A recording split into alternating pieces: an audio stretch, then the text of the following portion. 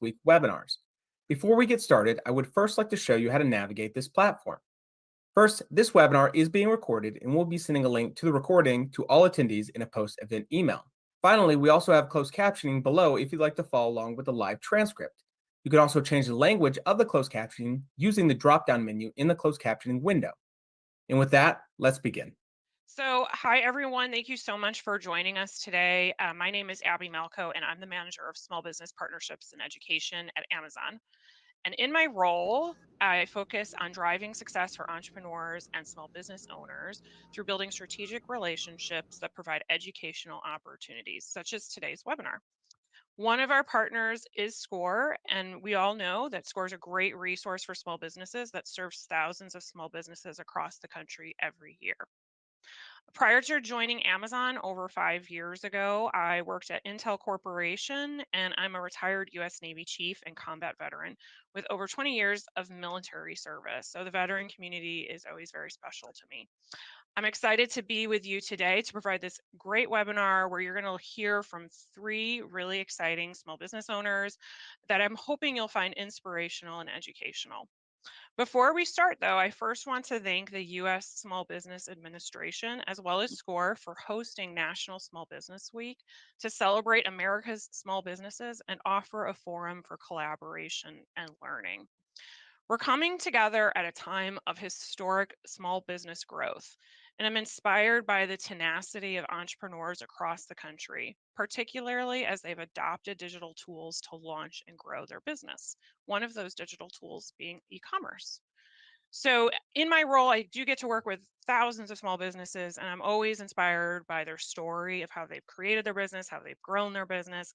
And in my role, I also love to help them navigate those challenges that they experience along the way. But with that, I'm excited to introduce you to our panelists today, three thoughtful leaders, to share how they've grown thriving businesses with e-commerce and offer helpful tips along the way.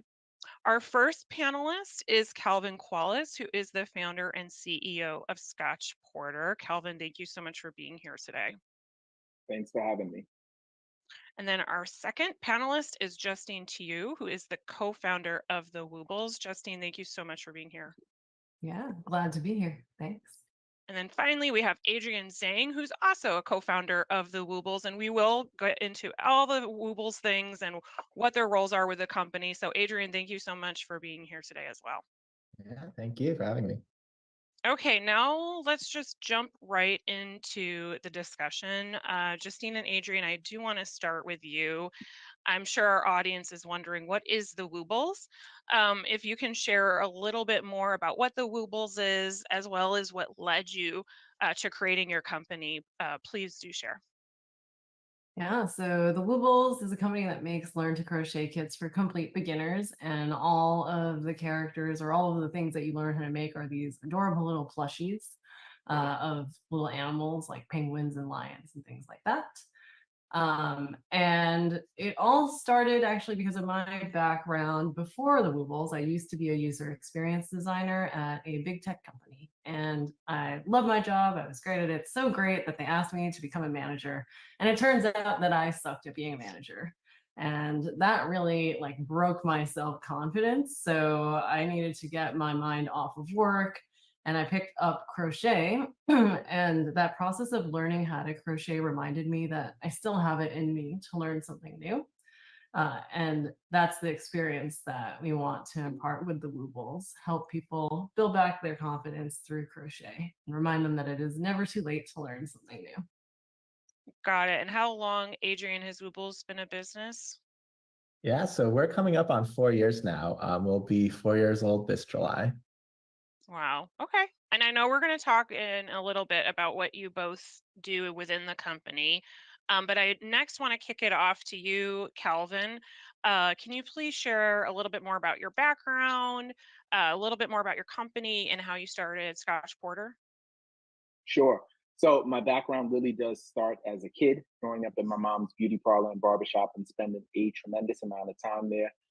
As a kid, didn't like it so much because as a kid, we'd have to run errands, so run to the store or sweep up here around the shop, and it wasn't the most exciting for a kid.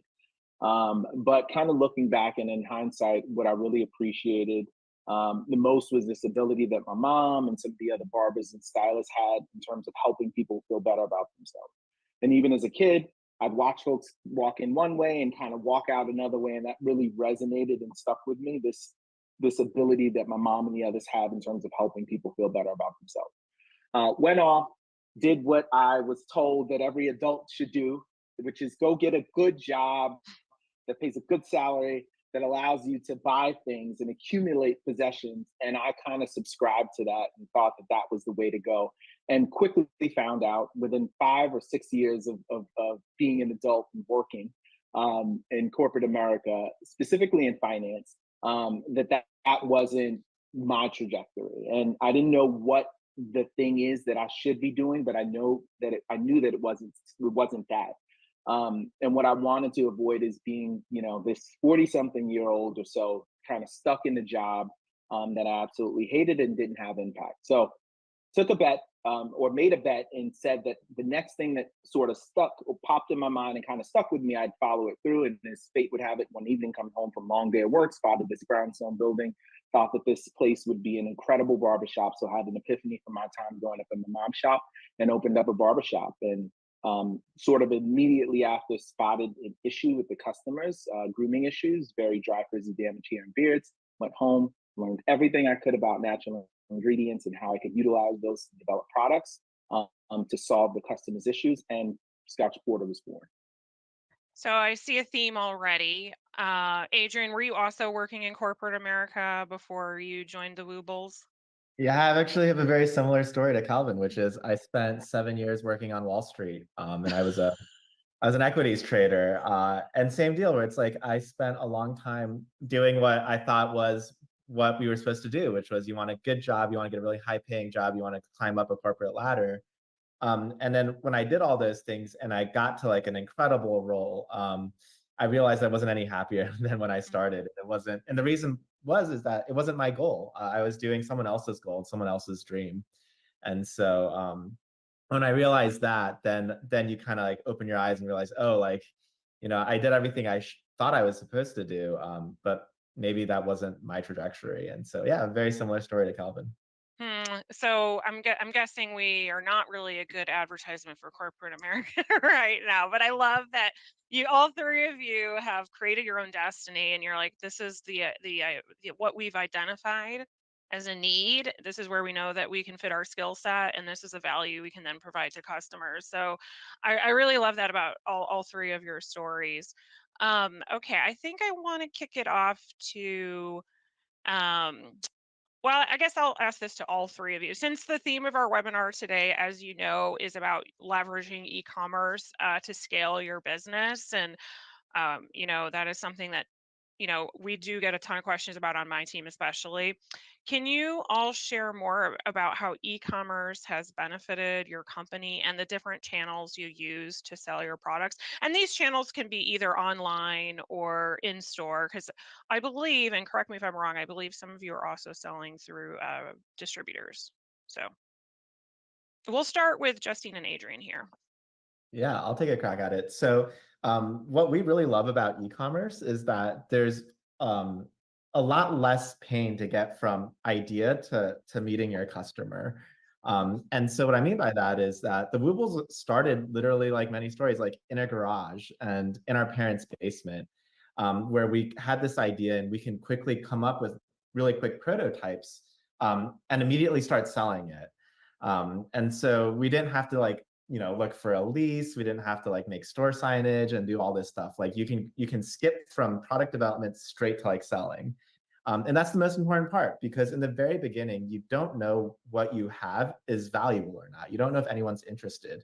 And so one of the biggest mistakes I see people doing is spending a ton of time on perfecting your product without actually talking to the people who are actually going to use the product. And so the beauty of e-commerce is that you can make a really rough idea of what you dream your product to be like, and then you can just start selling it. And then you'll very quickly learn if this is a problem people have or this is a product people want.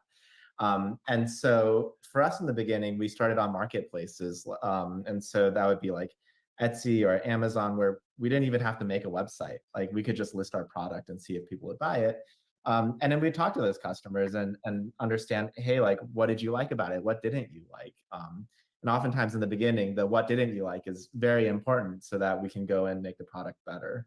But I think the greatest power of e-commerce is being able to go from having an idea to selling something incredibly fast, much faster than what was possible before all of this existed.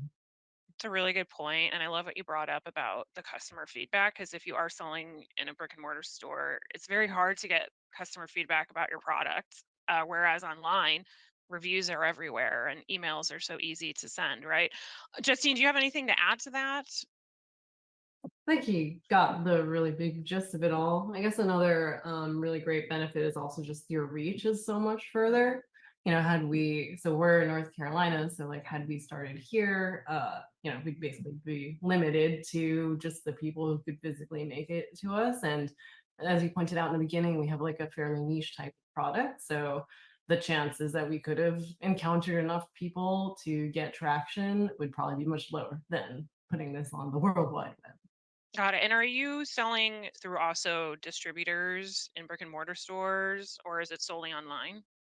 Yeah, so that's something we started this year where we have like mom and pop shops, and we also have larger retailers, and it's something that we're slowly growing now.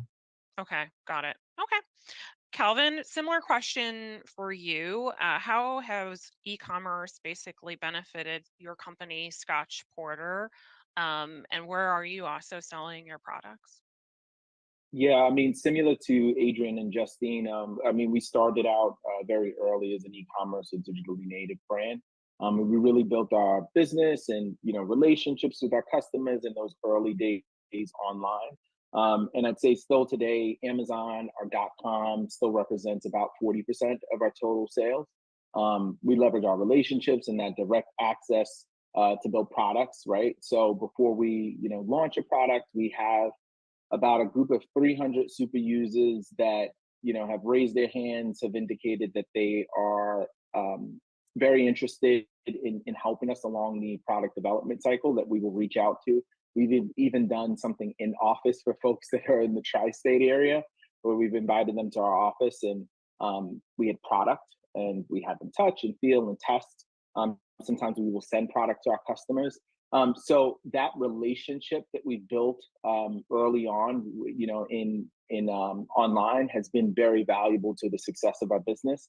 The other thing that I would say is the other 60% of our business is retail, so it's brick and mortar, and so it's with large retailers like Target and Walmart and CVS and others, and the room for error on shelf or not selling a product is so thin, and it could be incredibly costly.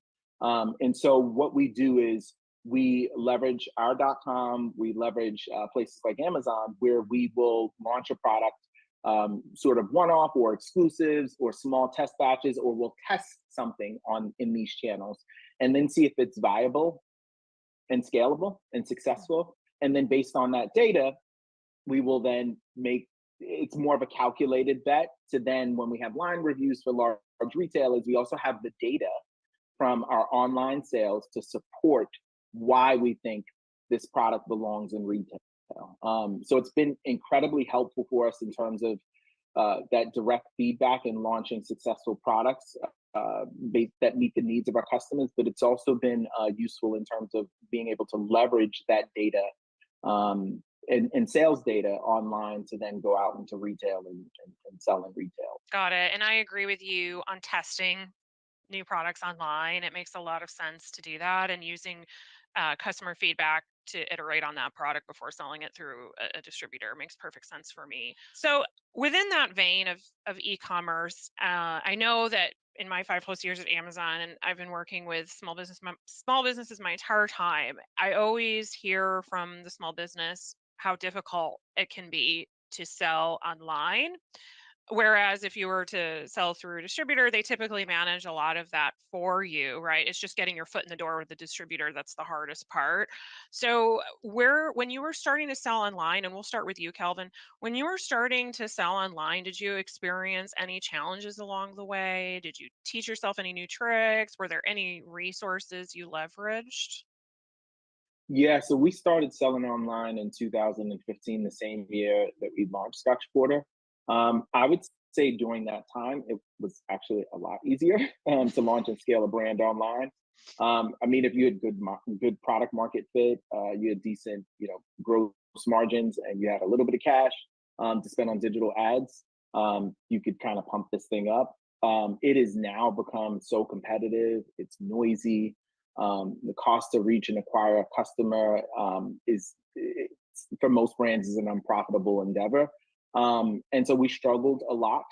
I'd say we struggled a lot in the past few years, much more than we did in the earlier days, believe it or not. But what we have decided is to sort of refocus or focus our strategy and refocus on being profitable, and kind of doing away with the mantra of growing at all costs, right? Mhm. And so when we think about our business, we have decided that we would spend a little less resources on our .com and make that a profitable channel with good contribution margin, and spend more and invest in places where we are growing and scaling. So I'd say um, we've looked at our business a lot differently than we have in the past, in terms of in the past it was all about growth, growth, growth, and now it's more about profitable, efficient growth, and looking at things like contribution margin, and sort of doing mid-month flash P&Ls. We have just become so much more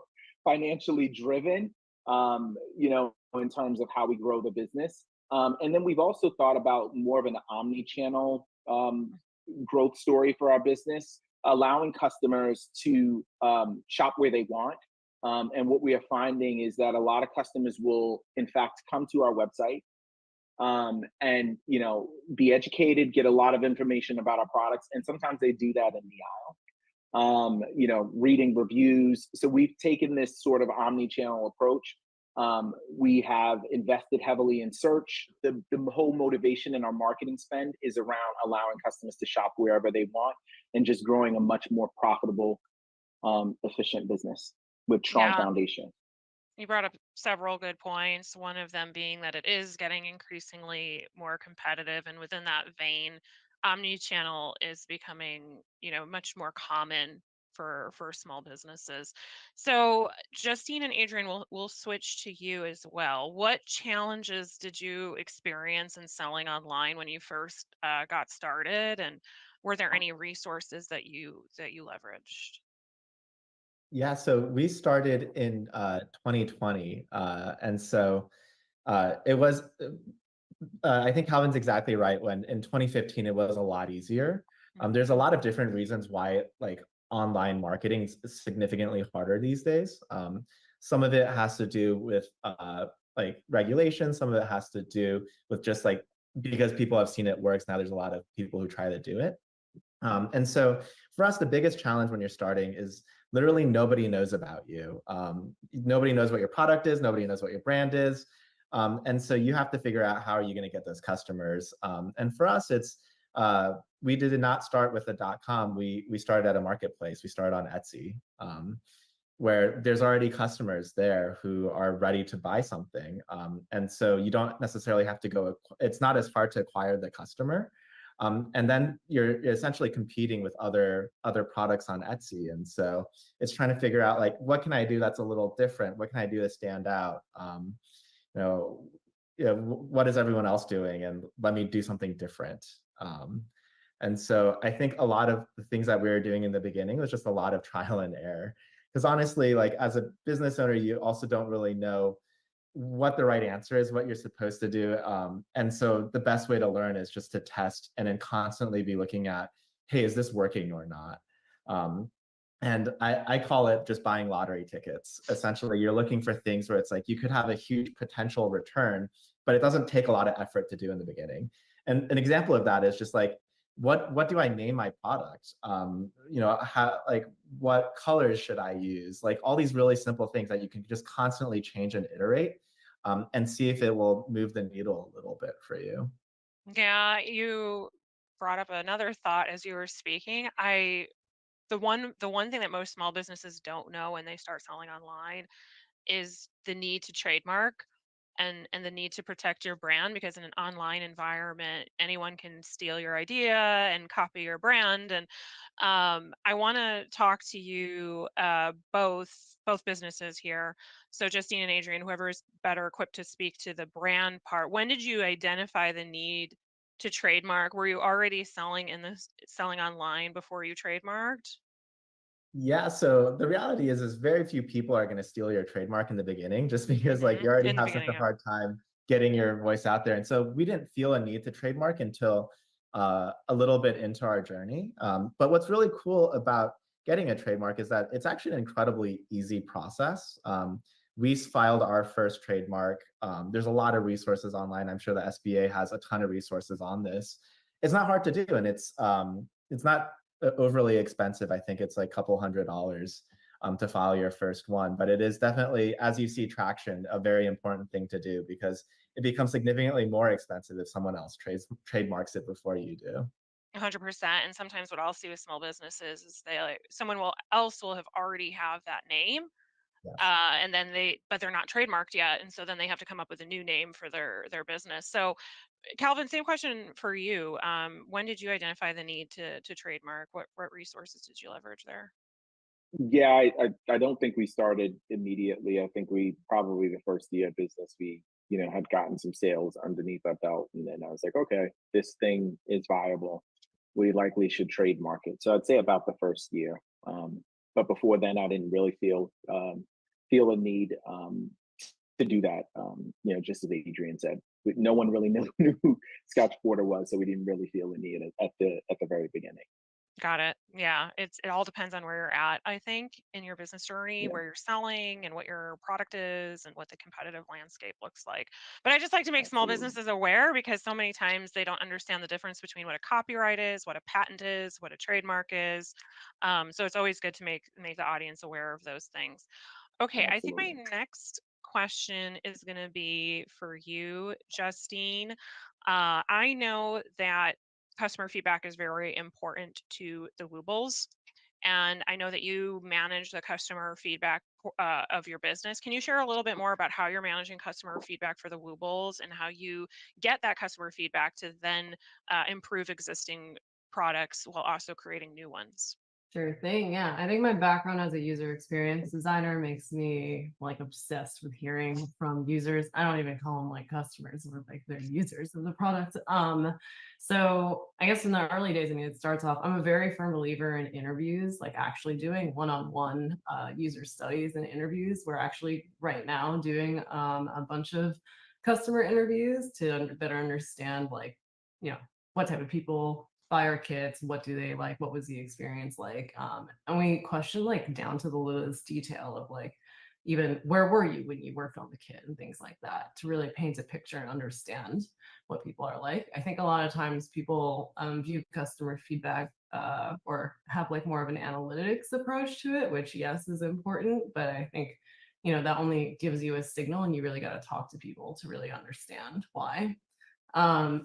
So we do stuff like that. We also, of course, always are looking at like what customers are writing in directly to us through our customer service platforms, whether that's like leaving comments on social media or ads or actual reviews and things like that. And so we're just constantly like tagging all this data and then trying to figure out like what would be the next best thing to make, or like what are people repeatedly having issues with on which kits, which steps, and so on, so we can improve everything. So you're getting both qualitative and quantitative feedback, it sounds like. But it sounds like you like to enjoy the aspect of engaging directly with the customer to get more of that qualitative feedback. I think that's super valuable, because I agree with you, the data doesn't always tell the full story. So the anecdotal feedback is extremely helpful. I know my team and we rely on that all the time. So Adrian, she's managing the customer feedback, what portion of the business are you running day to day? Yeah, so the way we like to split it up is that Justine likes to do all of the customer facing stuff. So these are things that the customer will actually see and interact with. And I do all of the like behind the scenes operational work. I think an example of this is one of our biggest projects right now is moving warehouses. We have moved warehouses, I think, almost every year, just because the business is growing. And so a lot of times it's at the end of the day, we're a small business. So it's how do we be as scrappy as possible? And so we're trying to figure out, like, how can we be more efficient in our pick and pack process? What is the right warehouse layout for us? And designing custom, like writing our own software to be a little bit more efficient in our distribution. And so I work on all the like operational bits like that. Got it. Operations, supply chain, finance, I imagine, given your finance background. Yeah, and then IT work. There's a lot of stuff that happens behind the scenes, and it's very much a journey of just like learning as you go. Because even with a finance background, like I still could not tell you a lot of things of like how D2C e-commerce finance works, and so a lot of it is just you kind of like learn and do at the same time. Yeah, I 100% agree with you there. Calvin, I wanna switch to you now. We know that men's grooming products is in a very popular category, and I want to talk. Can you share a little bit more about how you broke out? How did your brand break out in this category? How did you get people to discover your brand? How did you build brand loyalty? Perhaps you also incorporated customer feedback as well to innovate and improve your product line. Can you share a little bit more about that? Yeah, so first, yes, the men's grooming space is incredibly crowded, and every day that I look up that there's a new brand, a new men's brand that is launching. A lot of male celebrity brands are launching, and so it is indeed, a hard space to compete. But I think in those early days when we were in the barbershop, we focused on serving an underserved customer and meeting this underserved customer's needs. And we were predominantly serving male consumers of color. And since the brand has sort of grown and has expanded to include, customers outside of what we call our core, we continue to focus on serving our core consumer and his needs. And we develop products based on customer feedback and having conversations with customers and talking about their needs and what they're looking for and developing products that meet those needs. It just so happens that when we develop a product such as a product that has superior moisturization, it doesn't just appeal to a consumer of color, it actually appeals to the general market consumer. So what we continue to do, or what we've done in the earlier days and what we continue to do, is to really focus on serving the core and serving and doing an incredible job in serving the core. Because if you do an incredible job serving the core, they will then go and tell others, right? And you build a track record of having really, really great products that weren't necessarily made for everyone. But as we've expanded the businesses and as we thought about how we will expand the business, we have also noticed that certain product benefits that the core wants are also benefits that the general market consumer wants.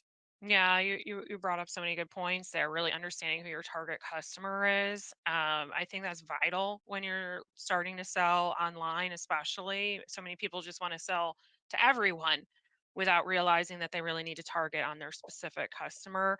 I Yeah, really liked that point. And then from there, growing your product yeah, line and building up that brand loyalty. Because many times when people are buying a product online, they're looking for the product first, not the brand. So it's very important to absolutely. build up brand loyalty. So really excellent points, Calvin. Yeah, Now, I yeah, just go for wanted it. to add Go for one it. more thing. The other thing that I wanted to say is, if you look at our business now, about 65% of our consumers are general market consumers and not Mm, people of color anymore. And so that notion of really focusing on the core that we still do, has allowed us to continue to reach the core and not alienate them, but also grow our customer base. So it is very possible.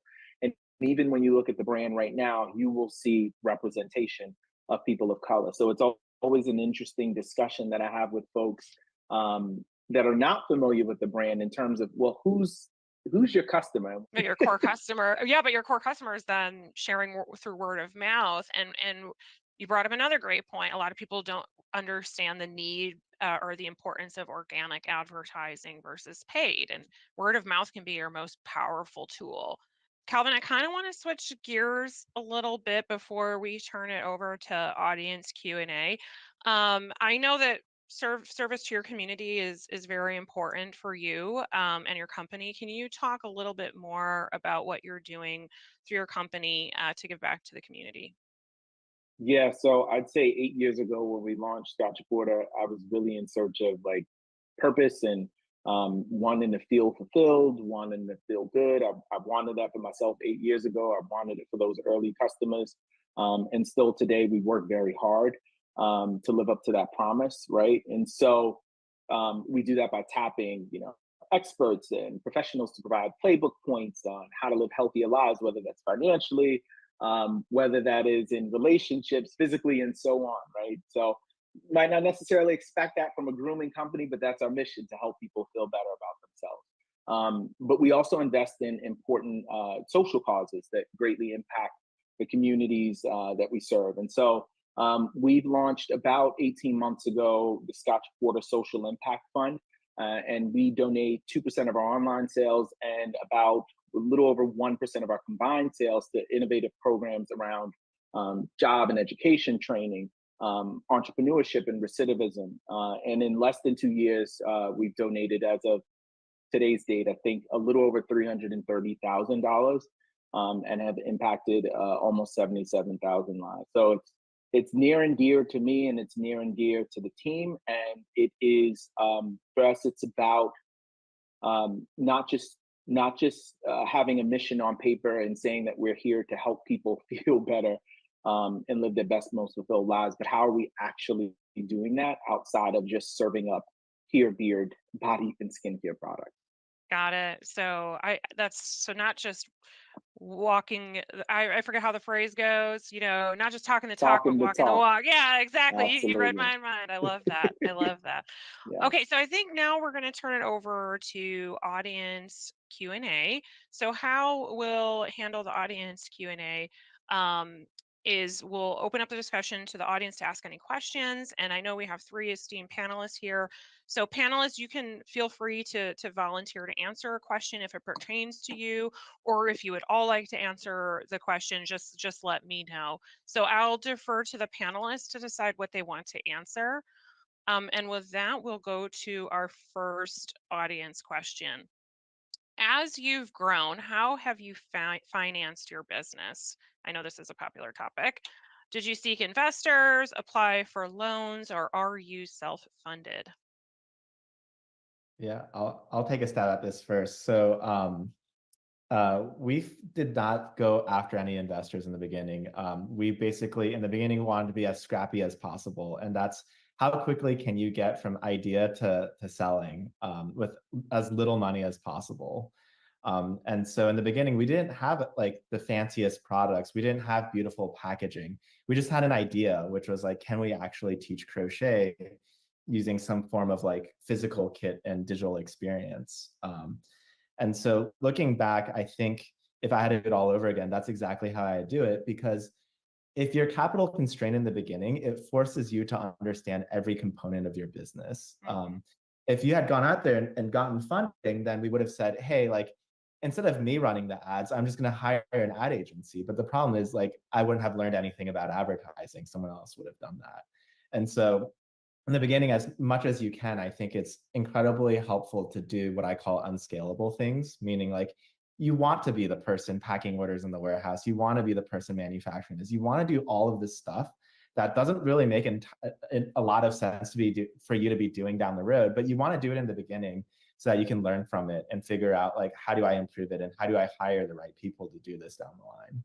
Oh, if you could only reiterate that last point that you made 100 times. I always tell folks that you got to learn. You can't just outsource everything either, right? It's better to really learn the business by doing it. Calvin, do you want to also answer this question?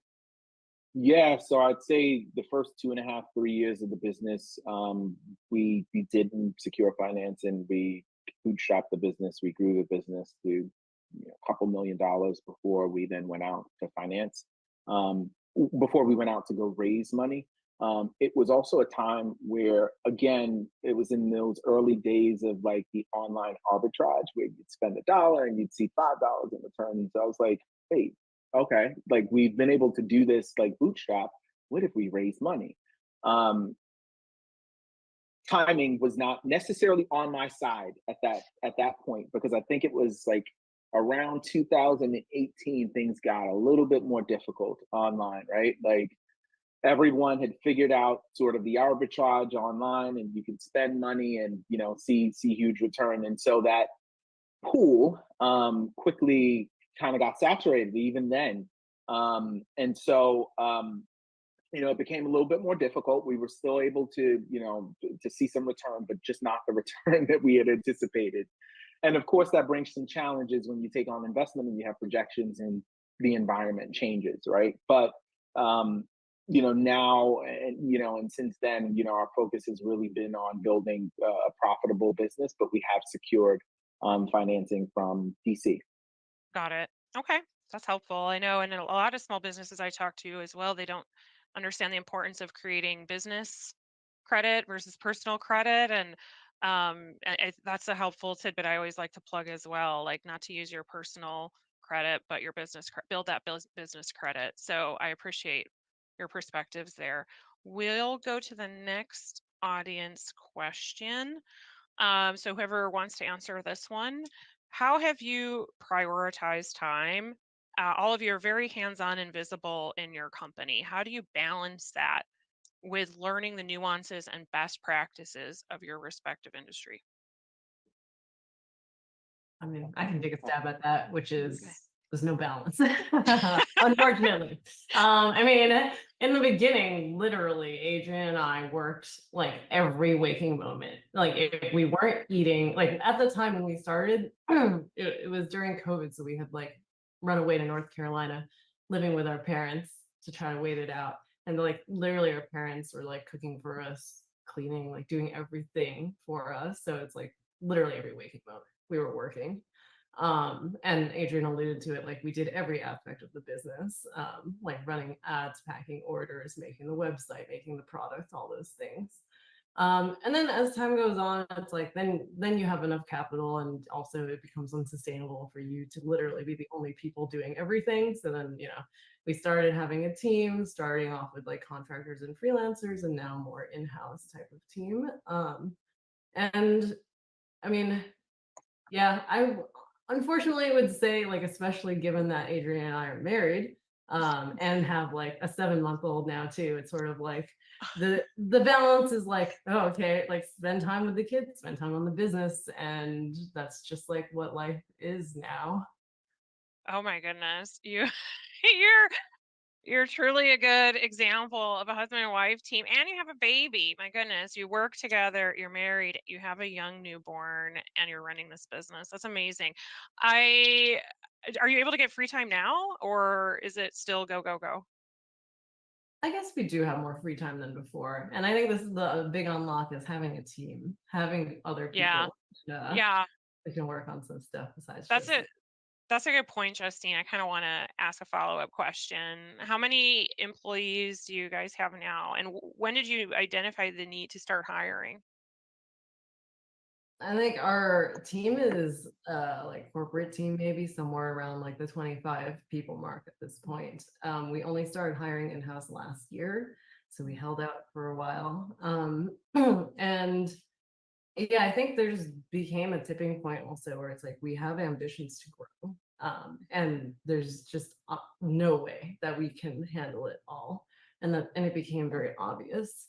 And so I think actually, for example, probably one of the first things we ever hired was customer service, because it used to be Mm, we were literally picking up the phone calls, like we're like working, and then all of a sudden the phone rings, and we have to like drop it all to pick up phone calls.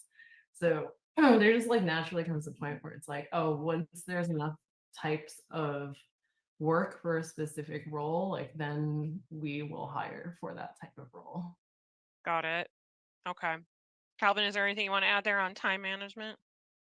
Yeah, I mean, in those earlier days, I absolutely did everything. I made product, I bottled product, shipped product, I answered customer emails. I will say now that it is changed quite drastically. So I think throughout the process, and this really does depend on where you are in your business journey or your entrepreneurship journey, is that I have over the years have become really attuned to understanding what I'm good at and what I'm not good at.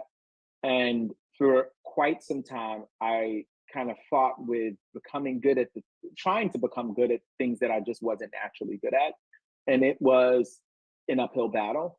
And what I learned along the way by, having amazing mentors that have grown very successful businesses is that anything that is very, very unnatural, if you have the funding and ability to bring on someone that is an expert or much better in that than you are, then that's what you should do. Yeah, I love that point. I learned that in the Navy very early in my career. Leverage my shipmates if they know something that I don't. And it sounds like Adrian is your guy for operations, so he knows everything operations. and we brought on a team, that Yeah. have previous. We're fortunate enough to be at this stage where we brought on a team from maybe larger companies that have experience. So we have a president who runs the operations. We have a VP of ops who has had success in prior companies. We have a VP, so all of these folks are much smarter in their respective fields than I could ever be. So Yeah, that's a good point. That is a good point. Bring on a team. I feel like a really good team, a high performing team, they're going to balance each other out so well and add so much value to the company. I think we have time for one more question from the audience before we wrap up here. What's the best piece of, I really like this question actually. What's the best piece of knowledge and wisdom that you've learned when you started your company that you could share? That's a good one. Something Calvin said actually jogged this memory for me, which is having a really good mentor. He mentioned mentorship. It's really difficult running your own business. And there's many reasons why. And I think one of them is that like you just don't know what you're doing. And so having really good mentors for a few steps ahead of you, not to do anything for you, but just to point you in the right direction. Now we've been in this like e-commerce space for a while. What we found is that e-commerce owners are incredibly approachable. So like we've randomly cold emailed a ton of different brands, and we're just like, hey, like we like ask you a few questions about like who did your packaging, or like how do you do X, Y, and Z, and a lot of these founders will actually respond to us. And so I would say don't be afraid to go out and find your own mentors and find people to ask questions and get help from. And I think it would be pretty much impossible to grow a business without some sort of help from someone who's done it before, or someone to point you in the right direction. Yeah, it's really great advice. Mentorship is super valuable no matter where you're at in your career journey. Calvin, was there anything you wanted to add there?